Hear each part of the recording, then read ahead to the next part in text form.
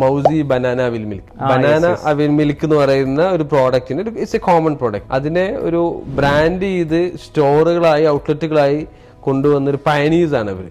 Even GCCയിൽ അവർ തുടങ്ങിയിട്ടുണ്ട് മിക്ക കൺട്രീസിലും. നാട്ടിലുള്ള അവിൽ മിൽക്കും ഒക്കെ GCC വരെ എത്തി എന്നാണ് എന്റെ അർത്ഥം. അപ്പൊ അതിനും കസ്റ്റമേഴ്സും കാര്യങ്ങളും ഉണ്ട്.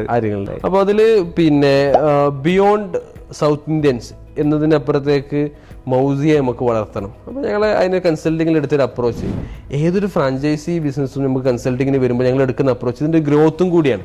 ഈ ഗ്രോത്ത് എന്ന് പറഞ്ഞാൽ ബിയോണ്ട് ബൗണ്ടറീസ് നമുക്ക് എന്ത് ബിയോണ്ട് കൺട്രീസിലേക്ക് കൊണ്ടുപോകണം. നമ്മളെ കസ്റ്റമർ സെഗ്മെന്റ് ഒക്കെ കുറച്ചുകൂടി വൈഡൻ ആക്കാൻ പറ്റും എന്നുള്ള. അപ്പോൾ മൗസിയിൽ നമ്മൾ യൂസ് ചെയ്തിരുന്നൊരു തോട്ട് എന്ന് പറയുന്നത്, മൗസിയെ ഒരു ബനാന അവിൽ മിൽക്ക് ബ്രാൻഡ് മാത്രമായി ലിമിറ്റ് ചെയ്യാതെ നമുക്ക് കുറെ കൂടി ഗ്ലോബൽ ആക്സെപ്റ്റൻസ് ഉള്ള പ്രോഡക്റ്റുകളിലേക്ക്, എന്നാൽ മൗസി എന്ന കോൺസെപ്റ്റിന്റെ ഒരിക്കലും ഡയലൂഷൻ വരാതെ, മൗസി എന്ന പ്രോഡക്റ്റിന് അതിന്റെ ബ്രാൻഡ് നിലനിൽക്കുന്നതിന് ഒരു കോൺസെപ്റ്റ് ഉണ്ട്, ഒരു കോർ കോൺസെപ്റ്റ് ഉണ്ട്.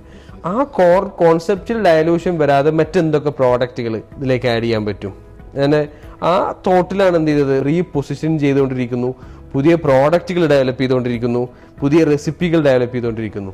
അതും ഇതെന്താണ്, ടൈം ടു ടൈം നമ്മൾ അപ്ഡേറ്റ് ചെയ്യണം. ടൈം ടു ടൈം നമ്മളെ പ്രോഡക്റ്റിലും സർവീസസിലും സ്റ്റൈലിലും ട്രെൻഡിലും ഒക്കെ എന്ത് ചെയ്യണം, ചേഞ്ചസ് കൊണ്ടുവരികയും കൂടി ആവശ്യമാണ്.